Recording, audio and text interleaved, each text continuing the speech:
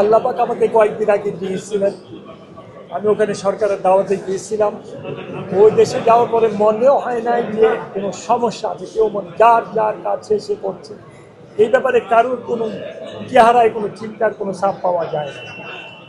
মানে আপনারা তো হজের খরচ নিয়ে হচ্ছে যে বরাবরই অন্যান্য দেশ থেকে ধরেন যে আমাদের প্রতি বছরই হচ্ছে আমাদের খরচটা বাড়ে।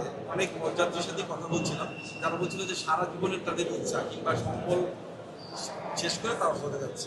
খরচ নিয়ে যদি কিছু বলেন, বছর বছর দেখি আমরা হজের খরচটা বাড়ে, খরচ নিয়েই মোটামুটি সবার মধ্যে মাননীয় প্রধানমন্ত্রী এই ব্যাপারে চিন্তা করতেছেন।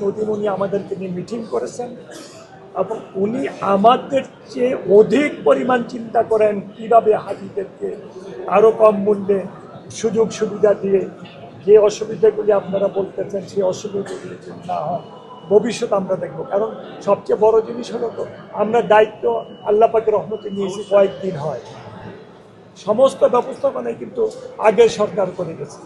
আমরা বিচার ব্যবস্থা, টিকেটের ব্যবস্থা আমরা আসার পর আমরা এগুলি তড়িৎ গতিতে করার চেষ্টা করেছি এবং অনেক প্রবলেম ছিল, যে প্রবলেমগুলি আল্লাহর রহমত আমরা সলভ করতে পেরেছি আল্লাহর রহমত।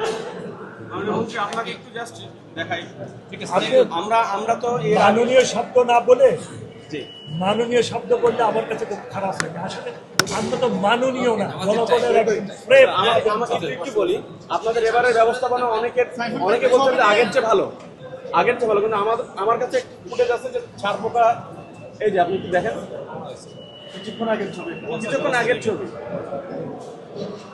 আমি এখনই এই ব্যাপারটা দেখবো এবং ব্যবস্থা হচ্ছে এবং যা প্রয়োজন তাই করবেন। ওকে, থ্যাংক ইউ। আসসালামু আলাইকুম। ওকে, থ্যাংক ইউ।